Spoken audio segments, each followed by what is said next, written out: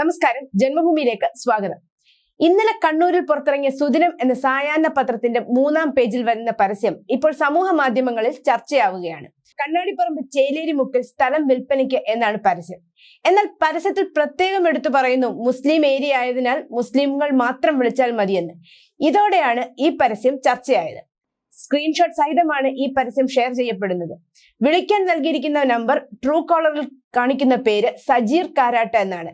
എന്നാൽ ഇന്നലെ മുതൽ ഈ നമ്പറിലേക്ക് വിളിച്ചു നോക്കിയപ്പോൾ സ്വിച്ച് ഓഫ് എന്നാണ് പറയുന്നത്. താലിബാനിസത്തിന്റെ ഒരു പതിപ്പാണെന്നും ആ ഏരിയയിൽ പോയി മറ്റു മതസ്ഥർക്ക് സ്ഥലം കൊടുക്കില്ലേ എന്ന് അന്വേഷിക്കണമെന്നും ഒരു പ്രത്യേക രാജ്യമായി മാറുന്നുണ്ടോ എന്ന് അറിയാമല്ലോ എന്നും ഒക്കെ കമന്റുകൾ ധാരാളം വരുന്നുണ്ട്. അങ്ങനെ ഭൂമി ജിഹാദും തുടങ്ങി എന്ന കമന്റും ധാരാളം വരുന്നുണ്ട്. കേരളത്തിൽ ഇതല്ല ഇതിനപ്പുറവും നടക്കുമെന്നും കപട മതേതരനെ കൊണ്ട് കേരളം നിറഞ്ഞിരിക്കുകയാണെന്നും സോഷ്യൽ മീഡിയയിൽ പറയുന്നു.